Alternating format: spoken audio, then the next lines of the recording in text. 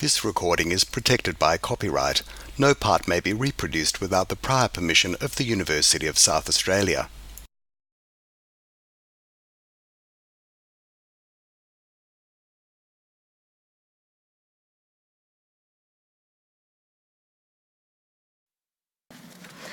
Good evening, everyone. My name is Jacinta Thompson, and I'm the Executive Director and the Events and Exhibitions Producer for the Bob Hawke Prime Ministerial Centre. Before we begin, I would like to acknowledge that the land we meet on today is Kaurna land.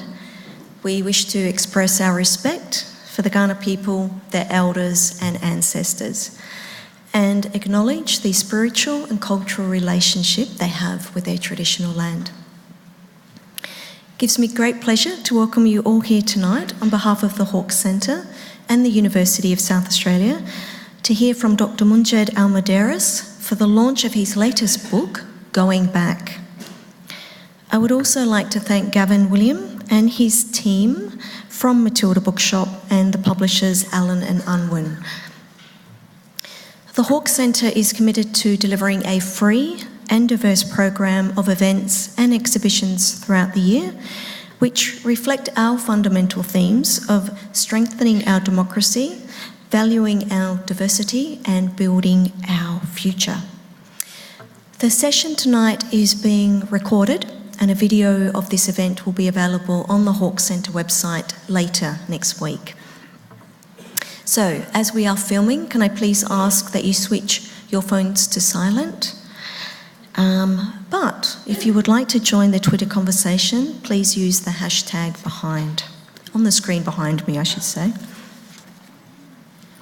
To introduce our speaker, Dr. Munjed Al Muderis is an Australian Associate Professor in Orthopaedic Surgery, author, squadron leader of the Australian Air Force, human rights activist, and a boat person. He will be in conversation tonight with Tori Shepherd, and as we know, our very own Tori Shepherd is the state editor of The Advertiser and one of the paper's senior columnists. So tonight we will discover how a former refugee, now an internationally acclaimed surgeon, returned to Iraq to change the lives of injured soldiers and civilians. Please, a very warm welcome for Dr. Munjed Al Muderis and Tori Shepherd. Thank you.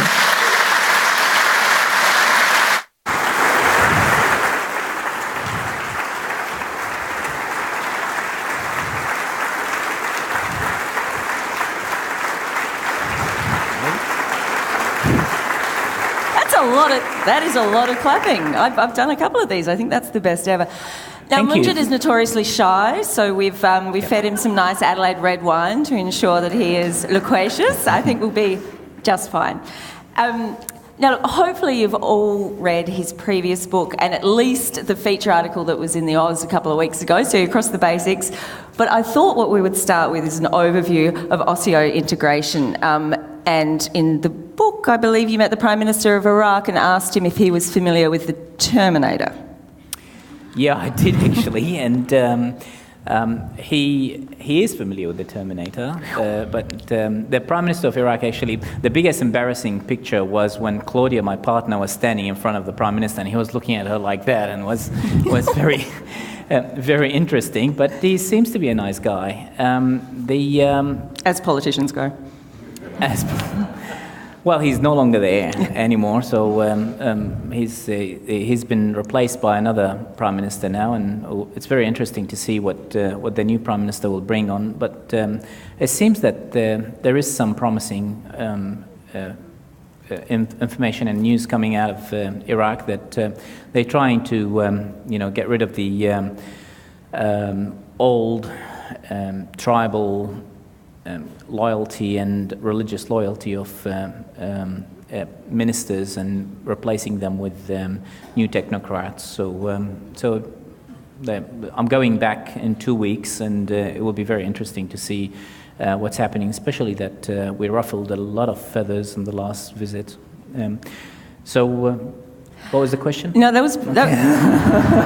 I can see we're going to do some tangents tonight, and that's fine. I'll just keep trying to kind of reel it back in. So, look, osseointegration, you're kind of making cyborgs. Is this what we're doing? Let's just do the basics of what you've been doing here, first of all, and have taken over to Iraq. Yeah, osseointegration surgery is kind of cool technology. It's very outside the box. Over the last 6 centuries, we've been rehabilitating people who lost limbs by putting a bucket around their residuum and hook them up with, a piece of wood or something like Captain Feather Hook, hook feather. But basically, osseointegration surgery is a revolutionary technology that, for the first time, integrate a high tensile strength titanium implant into the residual bone of an amputee, and we reorganize the muscles that was supposed to operate the joint below that particular bone to operate the limb, and in upper limbs we reorganize the nerves and hook them up with the myoelectric prosthesis or robotic arm. So the person think about moving fingers, and the fingers move. So it's kind of science fiction, and like many inventions, we discovered by accident that now when we're redirecting the muscles, which is called target muscle reinnervation, people started feeling their thumb here in their chest wall or their little finger here, and now we are hooking sensory surfaces on the tip of fingers, and that's giving feedback for the myoelectric prosthesis. So we're giving people not just power but sensation, and hopefully this will have the future of inventing arms and legs that will mimic a human body, basically. Amazing. So I was reading your book and I was trying to picture what people must have thought in Iraq. So you went back to the country that you fled. And there are so many amputees there, obviously, because of bombs. 185,000. Right. And now these people start hearing that this guy's coming over from Australia and he's going to give them robotic legs. So you turn up there, and I felt anxious at the number of people. Describe what it was like as people started lining up. I guess everyone hoped that you would.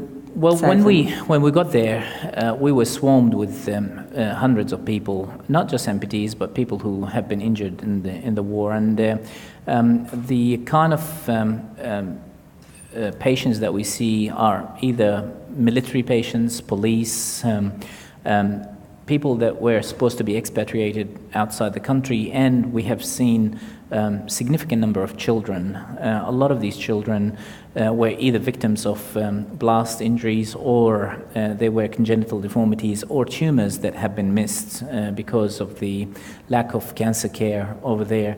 So, and we've seen significant part of the people that we are seeing are people who belong to no one, because they are not categorized among any of these categories that I mentioned, and these are the difficult ones because we couldn't fit them in,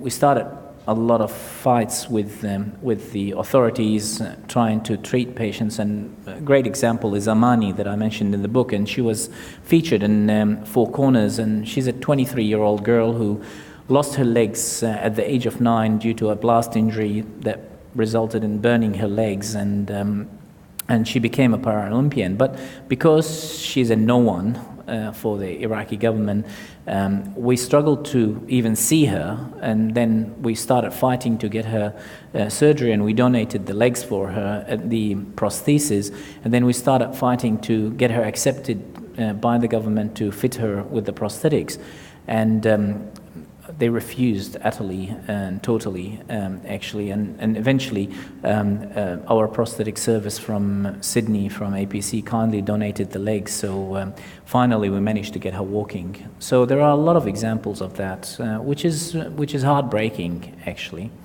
How do you deal with that? Because there's a section in the book where you go through a range of stories. I think the one that stuck in my mind was the guy who's holding a child, and the blast goes off, and it's actually the child that he's saving the child, but another blast happens, and it's the child that dies while he lives. Yeah.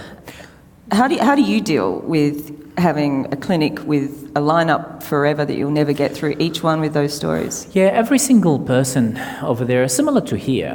I mean, we all have stories, and we all have stories that can have a significant impact in our life, and there is no story better than others.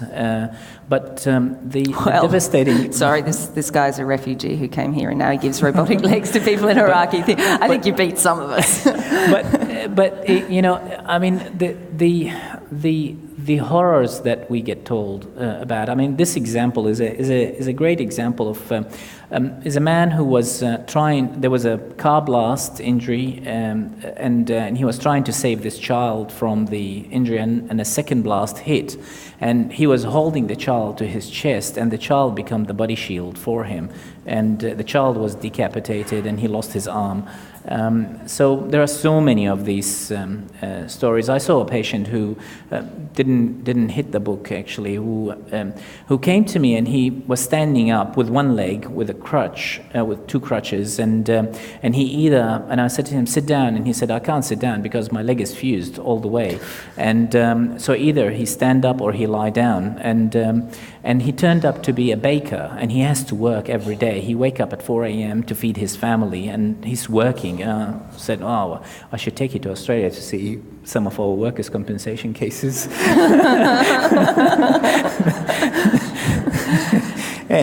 and this guy, you know, his story, he was in the war, and early in the days fighting Al-Qaeda, and a sniper shot him in the leg, so he lost his leg, and then 7 or 8 years later, he was again driving a tank, and got out of the tank and was looking around, and an RPG-7 hit him and took his arm this time, and the other side of his body. And I said, well, didn't you learn your lesson from the first experience? And why did you go back to war? And he said, well, I had nothing to do, and I had to fight. And he was fighting ISIS in Mosul.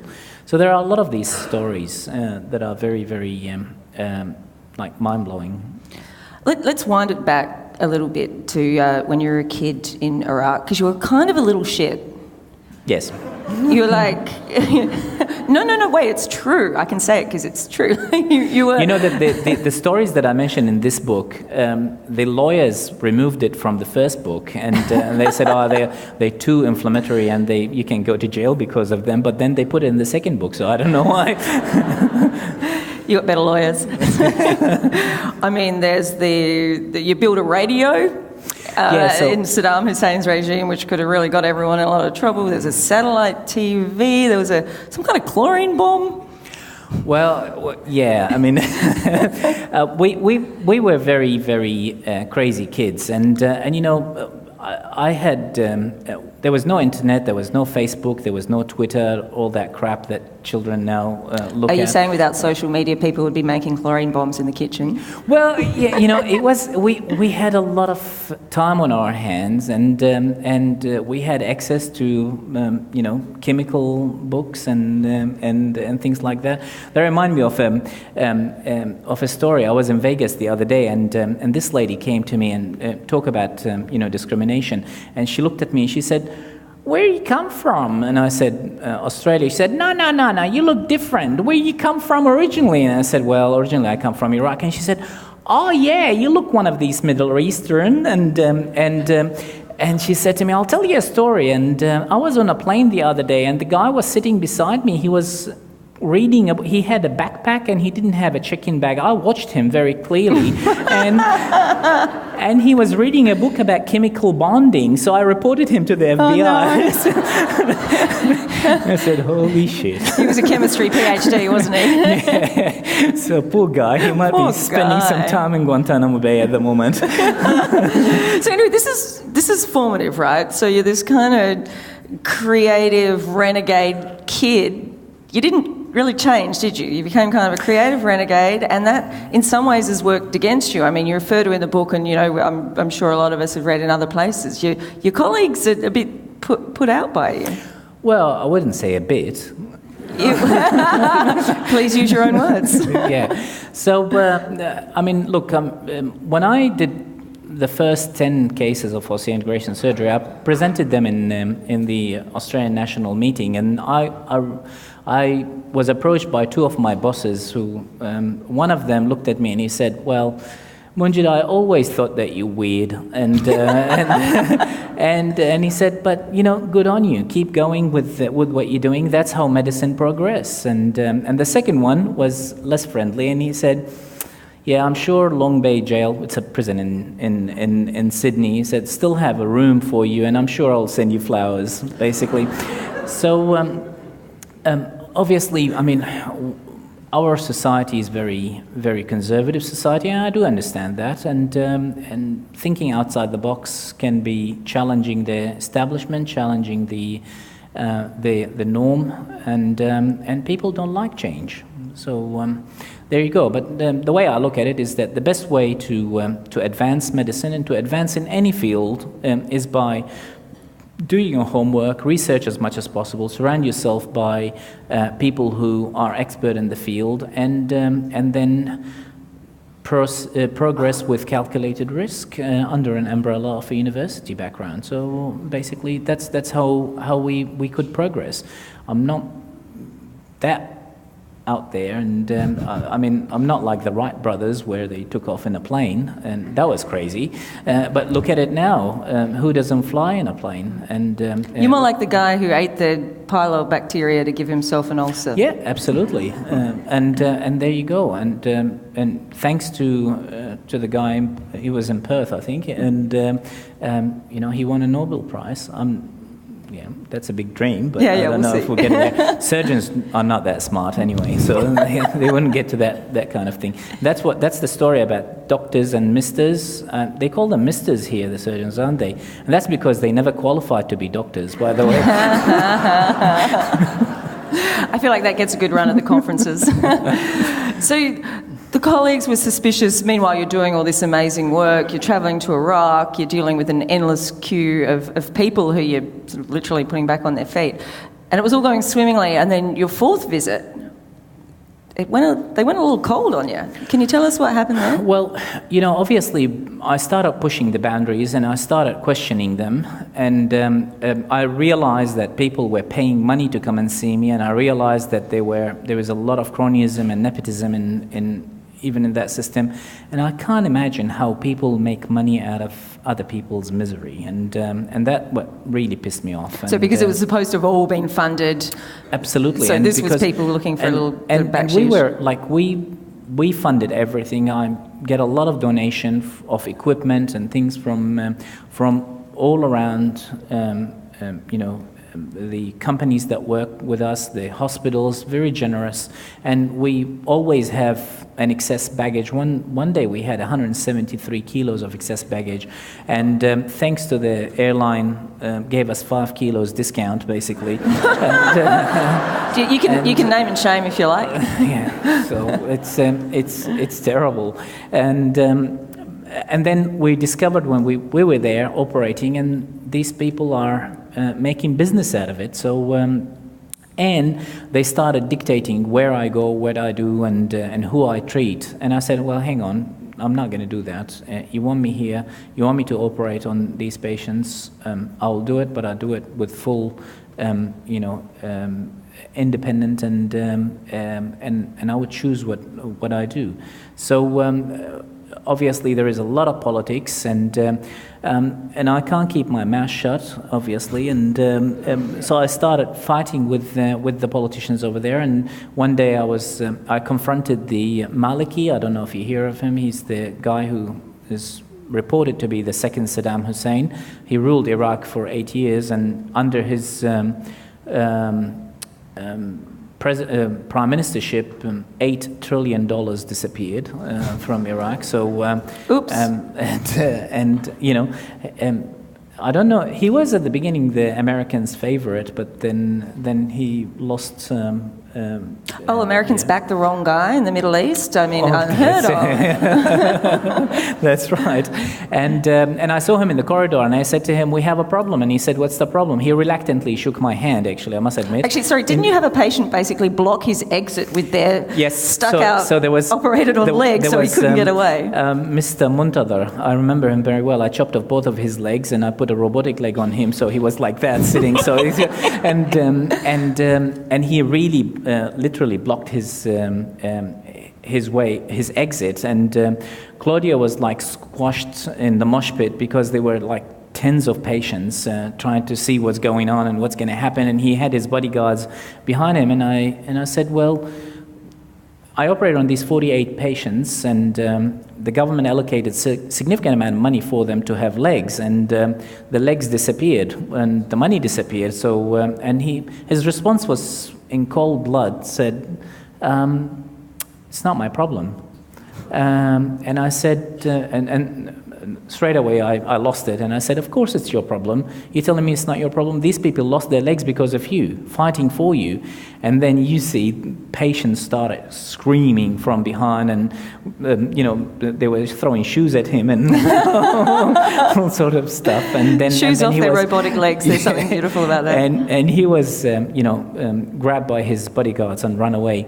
And it's so interesting. Like within hours, I received so many phone calls and messages from the Prime Minister, from the President, from representatives of the Ayatollah, and they're saying, "What the hell have you done? This guy is the most powerful guy in Iraq. We fear of yours." So I went back to Claudia and I said to her, "Pack our bags. I don't know. We need to run out of this place now." You fled again. Yeah. So, but. Luckily, things are different than the times of Saddam Hussein, so you can get away with these kind of things now, and that's one plus about Iraq. You can, speak your mind. You say the one plus. I get the distinct impression from your book that you're probably not moving back to Iraq anytime. You seem pretty disappointed, I guess, in how it's looking. As I said, I was there last year. And when you said $8 trillion disappeared, and then you look at how people are living there, that is... Well, Iraq that I left in 1999, it's still the same. There's no single brick laid in that country since then.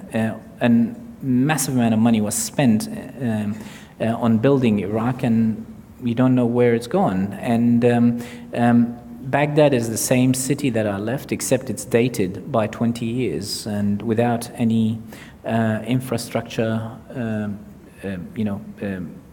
services or, and that's what breaks my heart, because the place is a mess. And what we did, and when I say we, I mean the coalition, Australia is part of it. We toppled a secular dictatorship and replaced it with religious lunatic leaders that fight in the name of God, and you don't know which God is the right one. Well, now that we've started on religion, you told the Ayatollah you're an infidel, and you also wrote in the book that the phrase "inshallah" annoys the hell out of you. So, how do you... I got into trouble because I'm a professor at Notre Dame University, and I was threatened to be excommunicated by the church. Seriously? Because of hell, it's blasphemy, as opposed to... I spent 2 hours, was it, talking to the dean of Notre Dame University, explaining myself that my words were taken out of context. Pop that on chest up. People say that about my stuff. Well, you took me out, whatever. Well, basically, the New York Times put in an article that in Iraq, every patient, I try to practice medicine similar to the way I practice here. So I try to, consent the patient about the surgery, and I say, well, we're going to operate on your leg, and we're going to, fix this and do this and that. Do you consent to the surgery? And the response is always, inshallah, which means God's willing. And I say, God has nothing to do with this. Are you consenting for the surgery or not? It's a yes or a no answer. And the response is, inshallah. And I lost it one day, and I said, well, you were fighting for God. God did this to you, and I'm going to fix it now. Tell me, would you agree? And that was very offensive, actually. So the New York Times put it in, and then they had a new. Sorry, they put it in that you were. That I said, this is, don't tell me, it has nothing to do with God, it has to do with consenting for the surgery, basically, and obviously I offended the authorities here. Lots of them, apparently, yes. A bit of an ongoing thing, because you also got in a bit of trouble with the US, because, there's the new Trump regime dictates that if you've ever been to Iraq, you can't go to the United States, so you went to go to the United States. Yeah, so, look, the US is a different story, and honestly, I was in America just 3 days ago, and I told Claudia that I wish I would never go back again, and that the day will come that I don't have to go. Having said that, I have nothing against the United States, but the best thing about the US that I really love is In-N-Out burgers. They have the best milkshake. And, that's not what I expected you to say. I'll miss that. We were flying. I was a keynote speaker in Hawaii, and we were in Heathrow Airport, and this lady came to me, and so we were checking in, and the lady in the check-in office, she said, Homeland Security want to talk to you. And I said, oh, gosh, okay. And mind you, they checked in Claudia Roberts and gave her her bag, and checked in her bag and gave her her ticket. And then the lady came in and she said, you've been into Iraq, haven't you? And I said, yes, I have. And she said, well, you can't go to the US. And I said, what do you mean? She said, well, Iraq is on the prohibited list. And I said, I thought Iraq is your friend.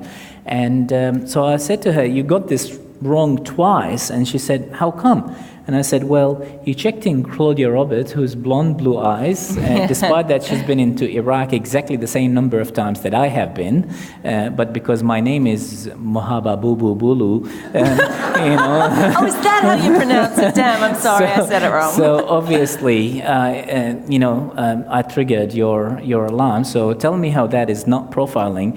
And the second thing is that I have visited America 4 times since last time I've been to Iraq. So your security service is so excellent that you missed me 4 times.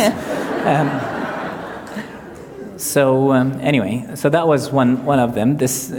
Every time I go to America, I get pulled out by Homeland Security. The one before, I landed in. Was it in LA or anyway one of the major cities, and the plane manager said to me, I treated one of the patients on the plane, so he gave me a bottle of champagne, and he said, well, we're going to really give you the royal treatments, you're going to leave the plane the first person. And I said, no, that's very suspicious. So as the door as the door opened, there were 4 Homeland Security officers waiting for me. And I started walking with them, and they looked at me, and we were chatting, and they started chatting to me, and they said, oh, you've been to Iraq? And I said, yes, I have. And they said, oh, well, how is it there? And I said, it was a shithole. Now it's a much bigger shithole since you guys came in. And one of them looked at me, and he said, you don't seem to be very anxious, and aren't you scared of us? And I said, well, I thought about running, but I didn't think that I would run that far in this airport. So what do you expect me to do? And they said, oh, well, some people get scared, some people start getting angry, and some people cry, but it seems that you, and I looked at him and I said, well, to be honest, I think this is a fast track, a much faster track than the rest of the plane.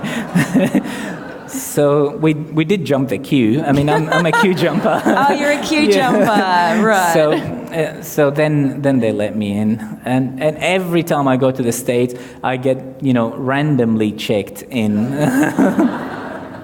So, that was a really specific change they had in the US. So, you were probably going to get racially profiled before that anyway. How do you find that in Australia? Does anybody ever bring that up? Australia is a bit different. Look, I don't think... all I can say is that I'm very, very grateful to be in Australia, and Australia is a good place, and we should protect it, and we should keep it from harm, we should keep it from hate, we should keep it from people that want to destroy it. All of which...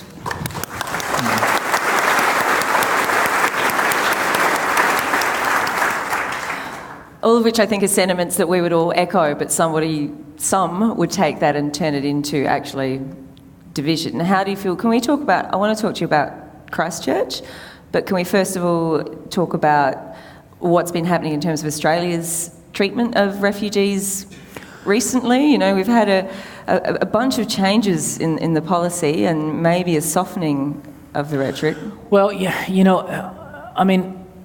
I have my view about our politicians, and no, you can share. And look, yeah, I asked you the question. I really don't know who's our current prime minister at the moment because they keep changing, they keep falling like flies. And they took it off when you get a concussion and they have to ask you the question to make sure that you're not completely out of it. It's like, what's your name? What year is it? Who's the current prime minister? They had to take that off because they thought everyone was brain damaged. That's right.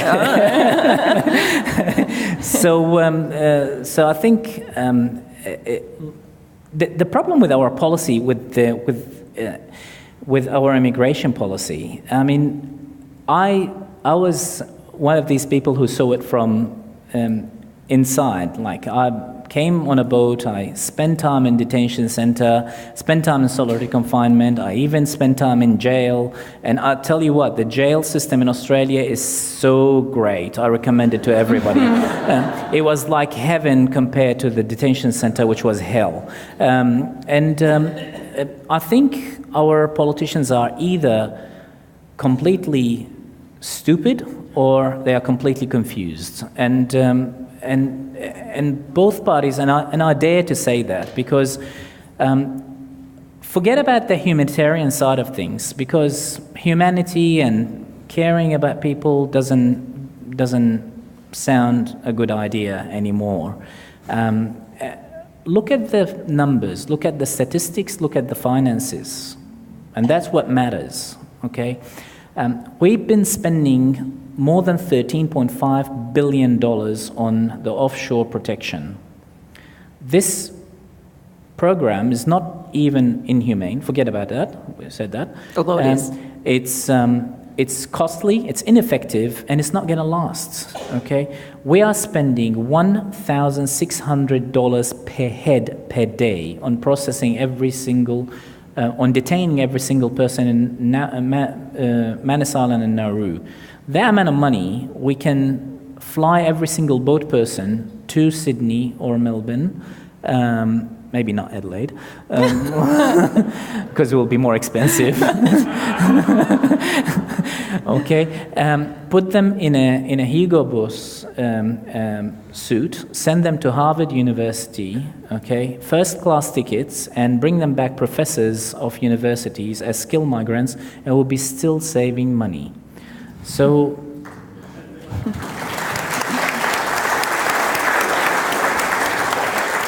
I don't know whether I want to clap or cry, but please go on. Yeah, the company that's running Nauru and Manus Island is very dodgy. It's they're out at Kangaroo Island. Well, they're in a shed or something, okay? And the links with our politicians is weird, and so this is Paladin, for anyone who anyone hasn't heard about it, and it's this weird, starts to look like a shelf company that was registered to a shack on KI that was sold recently for $0. Yes. and now they got worth this contract.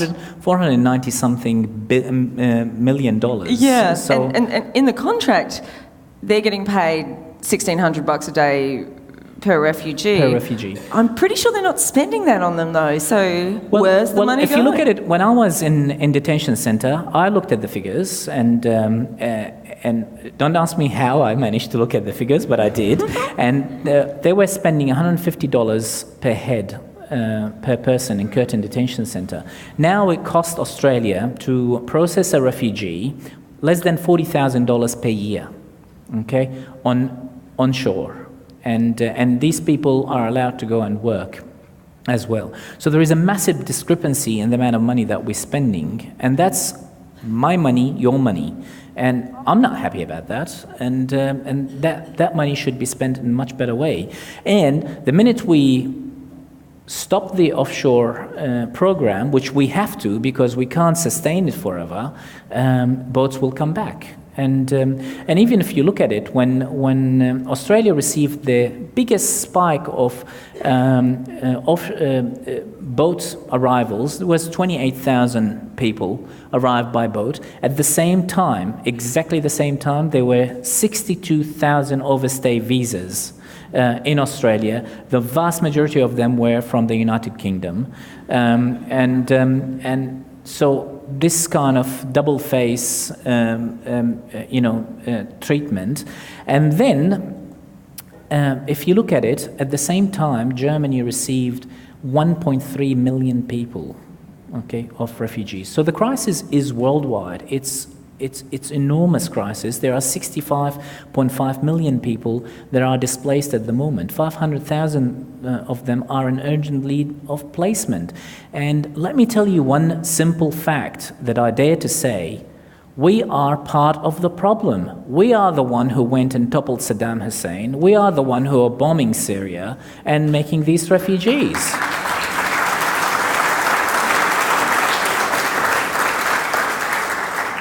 So if we don't want to interfere with other people's business, just leave them alone and let them deal with it. I lived in Iraq when Iraq was under Saddam Hussein's regime. It was a secular dictatorship. I ran away because of Saddam because I stood my grounds and refused his orders. But you can live your life peacefully if you mind your own business. And it was a stable country. It was safe.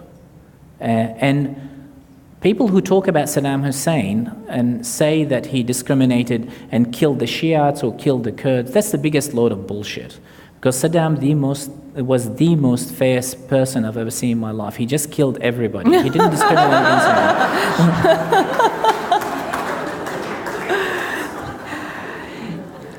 I mean, he killed his son-in-laws. He killed his cousins. So no nepotism there? No, of course not. He's just fair. So, I mean, people ask the question, well, if you have your smart ass, if you have a solution, tell us what it is.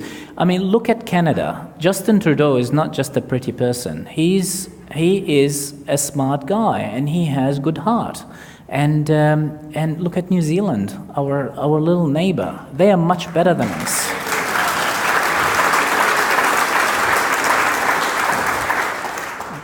And I saw him talking the other day. I mean, they receive 40,000 refugees a year.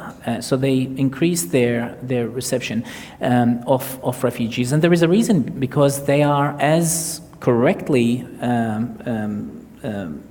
what's his name? Fraser Anning stated, he had to come up, yes, that we are not reproducing enough.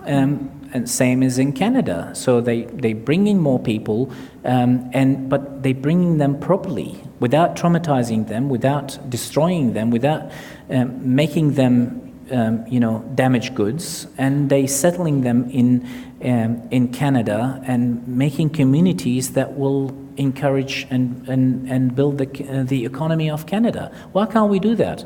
I was in Launceston the other day. Half of Launceston is empty. Because people are leaving. There is no people there to revive the community. Instead, what we do, we get 12,000 refugees from Syria, and we create ghettos out of them. We put them in low socioeconomic places in Sydney and Melbourne, completely congested, and set them for failure.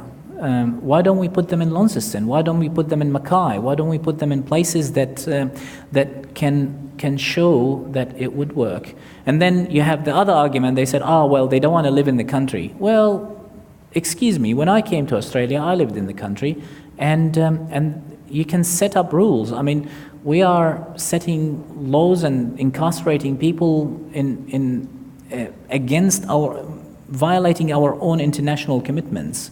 Okay, we are the only country in the world that incarcerate children among adults. Okay, and that is wrong. And you're telling me that you can't put a refugee in Alice Springs and keep them there?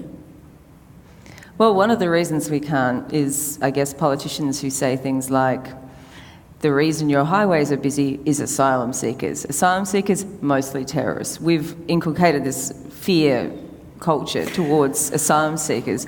How do you wind that back when the politicians won't? If you look at this, I mean, statistics are there, and it's all about education, it's all about knowledge, and the facts are there. I mean, among you, a lot of people have lived in the 70s. You remember the IRA? You remember the PLO? You remember the Khmer Rouge? Where are they now? Okay? We are going through the most peaceful time in the history of Earth. This is fact. Okay? There was no week that passes without a plane being hijacked. There was no week that passes without bombs exploding in major cities, in Dublin, in London, in Paris, in you name it. Okay? And I mean, it's not factual that terrorism is rising. Terrorism will rise on the hands of people that advocate and spread hate speeches. That's where terrorism will come from.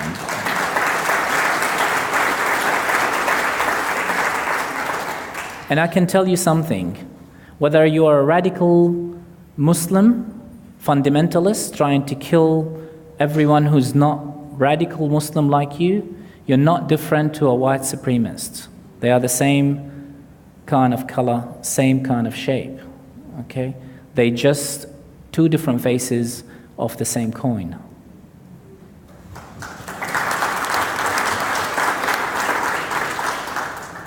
Also, men, certain age group, I think I put in a column this week, that marinate in the ideology that other people are spreading, and sometimes not directly saying go out and kill people, but the conversation is becoming so febrile that they feel they get permission even from our leaders, even from our politicians, that it is now okay to be in that hate speech bracket. Well, the problem is, I mean, factually, America is the biggest country in the world, and it's the leader of the world. And when you get American politics to get to that level of stupidity and having a leader like Trump taking over, I mean, that's an indication where the world is heading the wrong direction. And I was on TV, on ABC TV, before Trump was elected, and I was the only person that said, everybody was saying, no way Trump will come to power. I said, why are you saying that? Trump definitely is going to be elected, because look at the way he talks, look at the way he resonate every single thing that ill-educated people talk about, and it's unfortunate what's happening in the world now, because bigotry, xenophobia, a lot of things that were not okay, now it's okay to talk about. It's okay now to tell someone you're Indian or you're Chinese or you're black.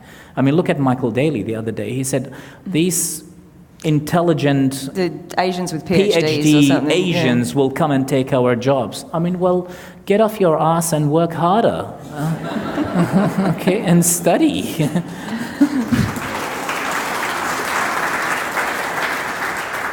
And vote for not racists? I mean, that's the thing. So it is okay now to say these things, and that's the problem. We breached the barrier where for 70 years we learned a lesson not to say these things, because people have said it before, and we ended up with 50 million people dead. And we don't want that time to come back, because that's what it's going to end up with. And it is a serious scare. I'm not really exaggerating things, but if you have world leaders talking with this kind of tone, and we give chance to people to allow hate speeches, the Nazis didn't come by force. The Nazis came by election. Okay, they took over the parliament by playing on idiots' votes, by singing the song of patriotism and xenophobia, and the Jews were taking their jobs away. That's how it started. It started by the Jews taking the jobs from the Germans. Okay, and then I have one of our politicians last year saying jobs, jobs, jobs, jobs for Australian. I mean, they are the word for word what Hitler used to say in the 30s, and we're allowing that. We're doing it again, and it's come to a head, obviously. I mean, all anyone's been able to think about for the past week has been what happened in Christchurch, and that's, in a sense, it's peeled a bit of a scab off the white supremacist movement here and the enabling of politicians for what happens. Obviously the politicians want to blame social media, but anyone sitting outside can see that they've started to turn the timbre of the conversation towards this kind of hate. How did you feel when you first heard about what happened in Christchurch? Because it's one of those moments, isn't it, where everyone remembers where they were. And I mean, I still, it's stuck in my head now, the picture of the 3-year-old and the 5-year-old children. I mean, what kind of crime did these kids commit to deserve this kind of fate? And no one deserved that. No one deserved to be killed in cold blood the way they were killed. Unfortunately, we are in the era of social media, and that's part of the problem, because despite that we're going through the most peaceful time in history, we have the most accessible information to everybody, and misinformation to everybody. If a needle drop on the other side of the world, you can have access to it, and you know what's going on, and that is a problem. So it is a tough challenge for all of us, because we need to, it's our duty to educate ourselves, it's our duty to educate our children about what's right and what's wrong. And it all goes down to the basic principles. And they are very simple principles. Be kind, care about your neighbor, care about your people that you come across. And that's as simple as that. You don't need to go further than that. And I mean, it is very sad. I read the manifesto of this person who committed these crimes, and it's so disturbing to see that. I was talking to a neighbor of mine, because he's an ex-military, and we chat in the morning when he walks his dog, and I said, there is no room for Nazis in Australia, and the response was shocking, because he said, no, don't say Nazis, because these are white supremacists. They are not Nazis. So so I went and searched the difference and spent nearly 5 hours searching the difference. They prefer eco-fascist or ethno-nationalist. Yeah. So, but we don't give a shit what they want to be called. That's right. And to be honest, I challenge anyone that give me one single difference. Okay? So there is no space for them here. There is no space for people who hate. There is no space for radical Islamists that trying to kill everybody. And it's the same message that should be conveyed all the time.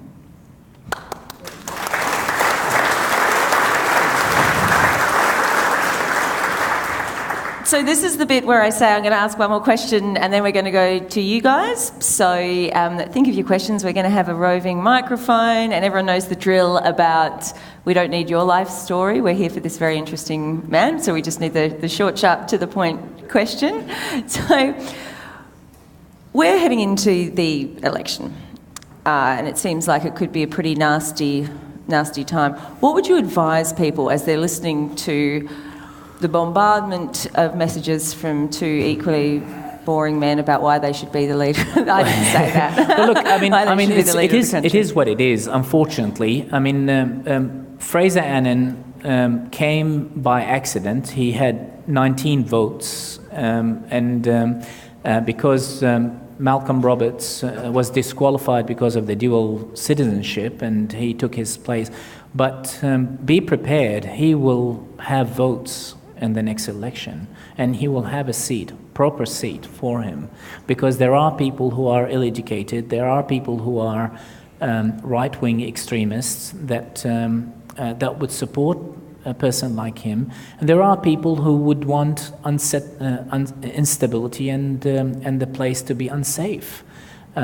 So I think we are heading toward tougher times. We are heading toward times where we need to fight for our rights, for our children's rights to survive, and to keep this country safe and stable and prosperous.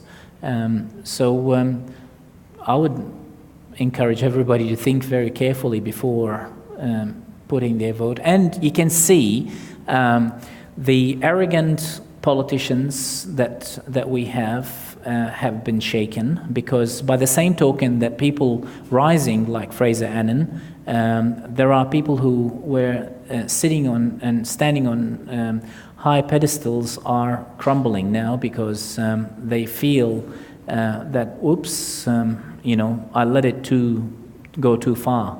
And I think Liberals will change their tone, and I hope that Labor one day will find the light and decide the old light on the hill that went missing a while ago. Yeah, and have a proper policy, because we need proper policies. And I would hope that one day there will be a fast train from Brisbane to Melbourne to Adelaide. Every election campaign. So, ever thought about putting your hand up? No, you, Munjed. What, me? Yeah, no. Politics. Ever thought about it? Well, I was saying the other day that maybe it's it's going to be way before my time. I might end up in politics, but not now. But you never know. If it keep going the way it is, you could get at least 19 votes, I reckon. Cool. All right, we're going to throw to you guys now. I think we've got... Woo! As hard question as possible. Yes, there's one in the back. He actually likes... See, I was pretty soft right then. He actually likes you to challenge him. Ask any tough questions. Yes, ma'am. Wait for the microphone. Hi, thanks for your time. I was just wondering where it is that you see hope or find hope. Look, I was brought up a glass half full. I mean, if we're still alive and we're still ticking, there is a duty that we have in our life that to leave something behind, and every day pass. You're healthy and you're breathing, and there is hope. And I mean, I don't know how to answer that question, but life is all about hope, and life is good. And did I answer your question, or? I don't know. I think we need more reassurance. Do you think that things will get better? Obviously, we're in turbulent times globally, but you think beyond that? Look, I travel all around the world. I've seen so many countries around the world. We are the luckiest people. We live in heaven. I think if God exists, He came to Australia and saw it and created heaven. Okay? So there is definitely hope, and that's why I feel very passionate about it, because we need to defend this place and we need to protect it from evil. And it's very important that we live our life and our children live their life better and better. And I think there is a lot of hope. Look, don't get me wrong; it's not that bad. There is a. I mean, if you look at the statistics, Australia is the country that will survive more than any other place. We're very, very, very strong, and we have very strong future. We just don't need damage to it. That's all. Yep. Somebody said to me recently, whenever you feel hopeless, which perhaps some of this conversation has made people feel, you're best to imagine that you have absolutely nothing. What would you do to get exactly what you have right now? And I think the answer is pretty much anything. Yeah, exactly. I mean, look, at some stage I was in a box inside a detention center, and I had a mattress on the floor, no window in the door, fluorescent light, and I was kept 22 hours inside. So I had hope. I had access to my book after I went to a hunger strike, and they gave me the book reluctantly. What was the book? And it was Last Anatomy. So I kept reading it because I had hope that I'll come out of the box, I'll come out of detention center, and I would use the knowledge that I learned to pass my exam, and I did. So there's always hope, no matter which position you're in. There is a gentleman at the back. Yep.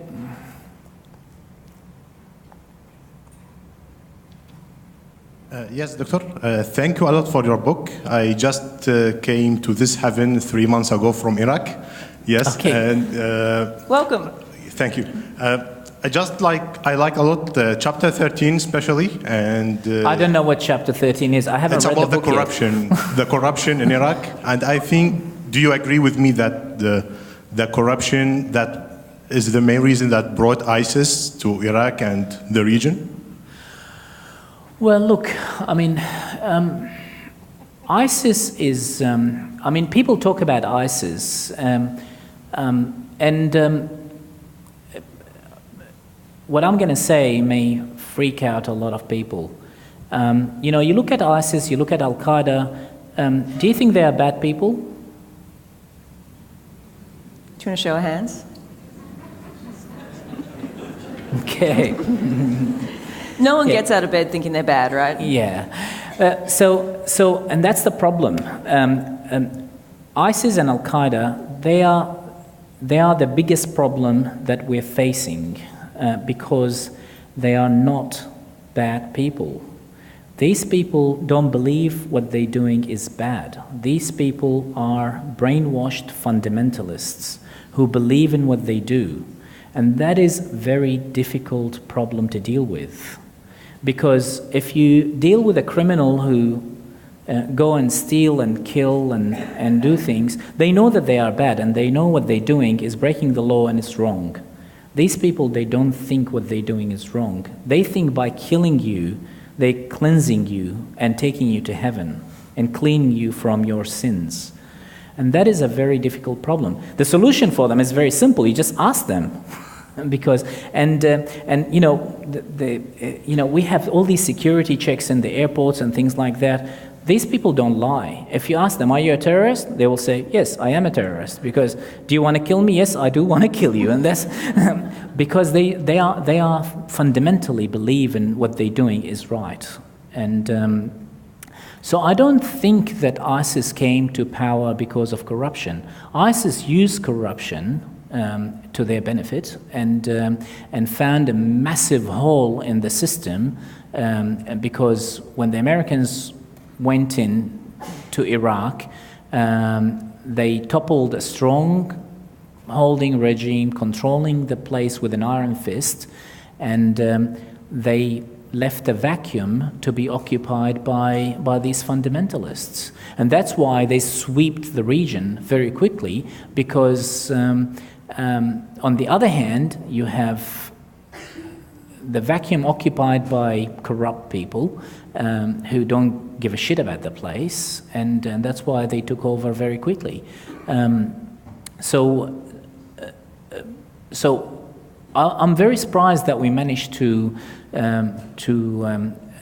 limit ISIS that quickly, because it is a plague. It's a very dangerous system. They are very organized and they know what they're doing, and we are very lucky, to be honest, to manage to control them that quickly. The Australian troops who are left in Iraq, who are all non-combat now, they all say what we're fighting now is an idea. Yeah, and because that's the thing that can spring up in another place with new people. It is, yes, sir. Amazing life story, and then you've helped a lot of people as well, but now with 2 books. I'm just curious, what or who keeps you grounded? So that it doesn't get to your head too much. Don't you worry, I have a lot of people. There you go. My partner keep me grounded every day. And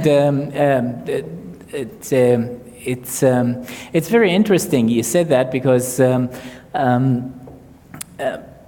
my family keep me grounded a lot. My daughter, Sophia, always look at me and said, "What the hell are you doing? You're stupid." So I always ask myself, and I, check myself again and again.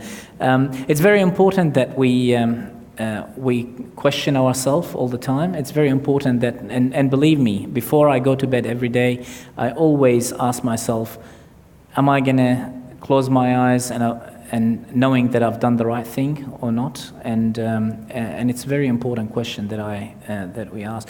We shouldn't get things into our heads, because it can.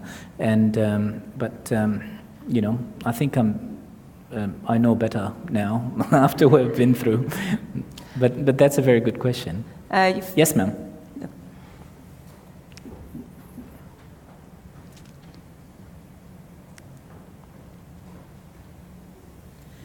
Getting back to your work in Iraq, can you tell me what the services are like, hospital services, compared to what they are in Australia? How that impacts the choices that you can make, and whether you have a training element in your treatment program which will have the potential to assist service delivery in the future? Yeah, look, that's a very good question. I mean, I don't discriminate. It doesn't matter whether I'm in Iraq or Cambodia or India or Lebanon or Israel or United States of America. It doesn't matter. Any developing country, they are the same. Sorry, Israel is not a developing country, it's a developed country. Iraq has the infrastructure, and the reason I go to Iraq frequently is for the fact that I can communicate with people very well over there. I know the culture, I know how they work. I lived there for 27 years, and it is a rich country, so they do have good infrastructure. The theatre complex, the operating rooms are not dissimilar to some of our hospitals here in Australia. What Iraq lacks significantly is the skills. Iraq stripped off its skills completely because people left. And that's what I'm trying to bring back. So the aim from the work that we do is to operate on as many people as we can, help as many people as we can, train as many doctors as we can, and build the basis for sustainability so they don't need us anymore. Sadly, if you look at it, I call myself damaged goods. Like a lot of these senior doctors, like when we go there, they don't care, okay? By 2 p.m. they leave and they go to their private practices, and they're not interested in learning of the technique or whatever we do. I tell you, when they come in and become very interested, when I'm doing a hip replacement using the anterior approach, that's when, let's come and watch you doing this. And it's on an arthritic person, just a standard hip replacement, because that will help them in their private practice. That's something they can get a high turnover and lots of money through. Absolutely. So Well, they don't care if we are, treating a mangled leg or something that's really complex, because that doesn't bring money, okay? Which is very sad. But I tell you what really makes a difference and what really means a lot to us is the junior doctors, and they are like gems. They are beautiful. They are very pure, not corrupted, and very eager to learn and full of energy and hope for the future. And they are the ones that we invest in, because they are the ones who, and I get teary when I say that.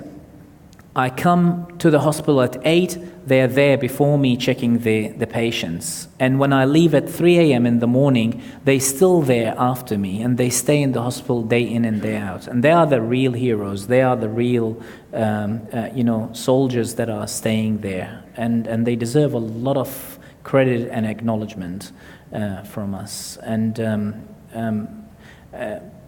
I hope that they will never be polluted, ever. Yes, sir.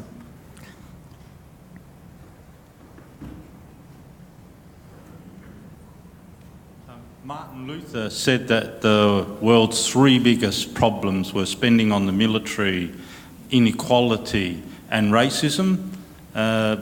What's your top 3 and have they changed at all? Sorry, can you repeat the question? Martin Luther said that the biggest problems were military spending, inequality and racism. Are they still the 3 biggest 3 in your opinion, or have they changed?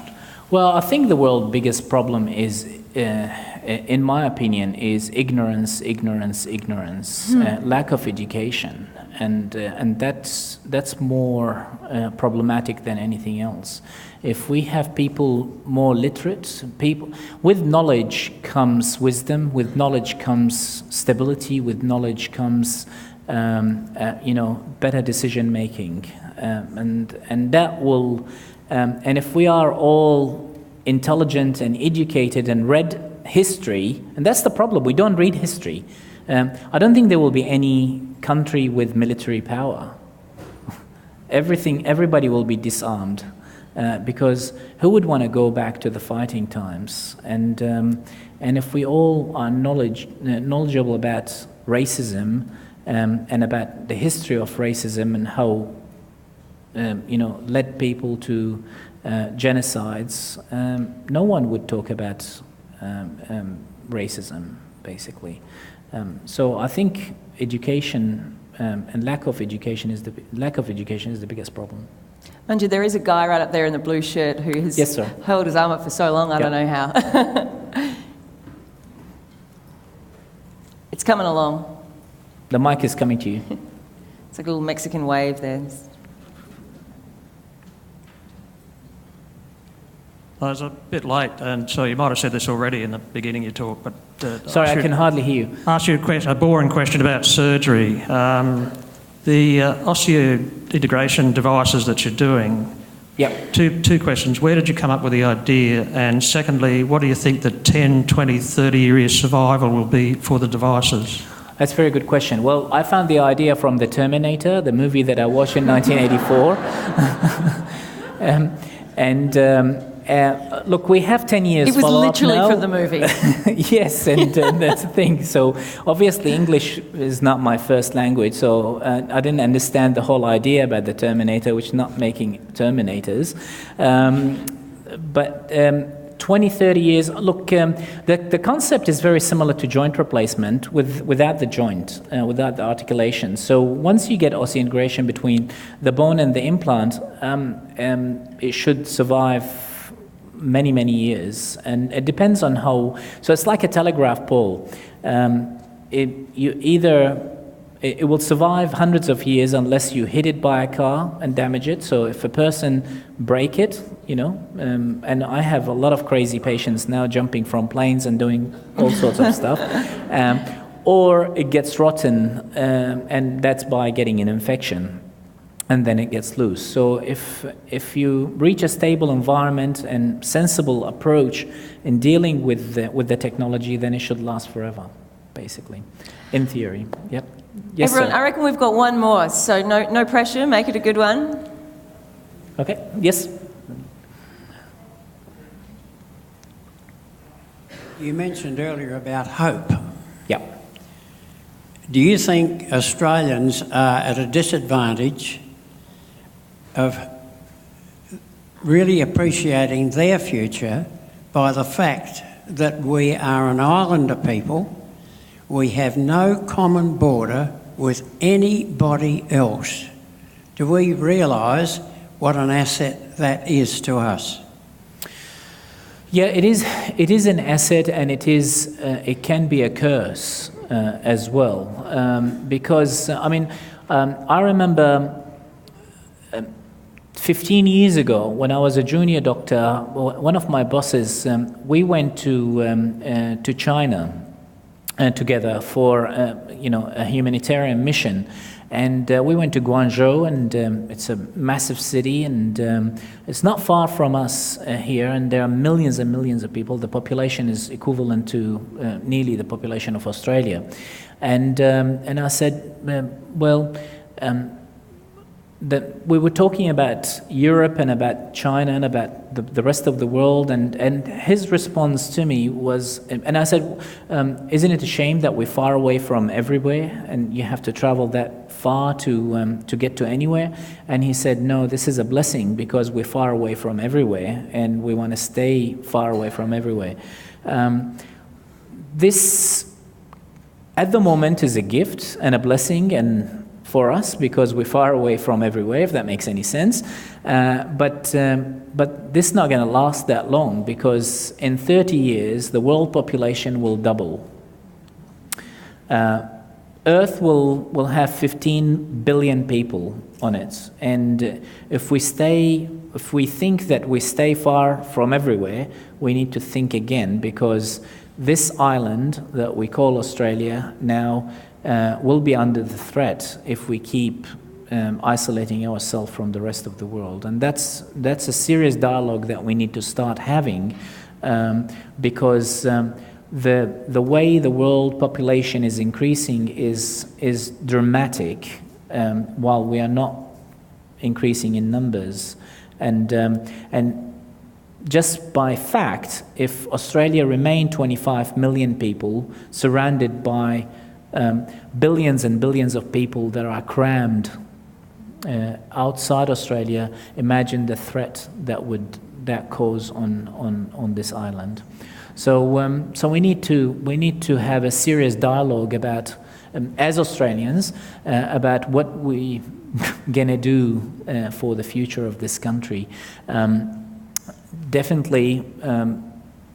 Some people are saying that we should limit our numbers, and some people, because we don't have infrastructure that can sustain an increment of population. I quite disagree with that, because if you look at our next door neighbor, Singapore is a country of 15 million people that live in a size a little bit larger than Adelaide. Bloody good trains, though. Okay, and they have invested enormous amount of trust in their human power, and they have an economy stronger than Australia, and 94% of Singaporeans live in commission housing. But they have bloody good commission housing, okay, and the country runs like a Swiss watch. So, they were very disciplined. And why can't we discipline as well? That's a thing. Okay, we can talk about that as well. Hey, my ideas about democracy is a bit different as well. So I agree with you. I mean, Lee Kuan Yew did a great job.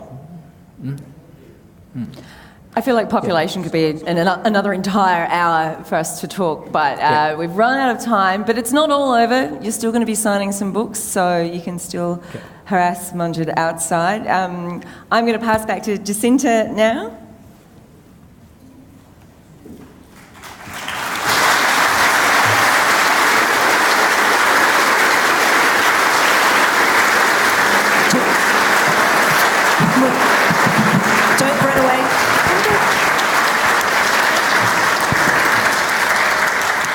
Thank you so much. I didn't want you to run away, but anyway, that's okay. Please come back.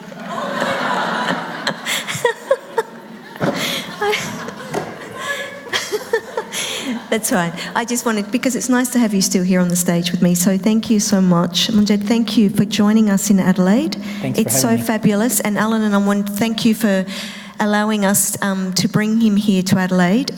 Often, can I just say, often South Australia is missed. So we need to make sure that we all put our hands up to have these wonderful authors, speakers. We all know that we're such good book people. Absolutely.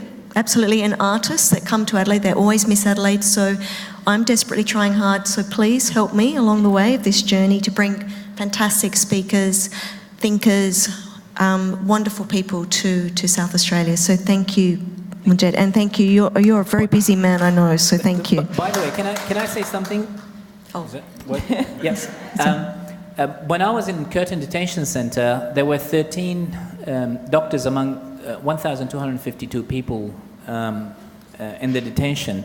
I think 4 or 5 of these doctors settled in South Australia. And one of my closest friends, he's living in Manus now. He's a GP, and he has a farm over there, and he has a llama and some other animals, and I really envy him and envy his life, because he's like a king in his own kingdom in his farm, and he gave a name to everybody, and I follow him on Facebook because he run the whole world through his farm and what they do with each other, and they kill each other, and the llama the other day was racist, making racist remarks against the chicken, and the chicken died, and, so there you go. I worked here for 6 months in Adelaide, actually, in the kids' hospital, so I do remember the city very well. Great, thank you.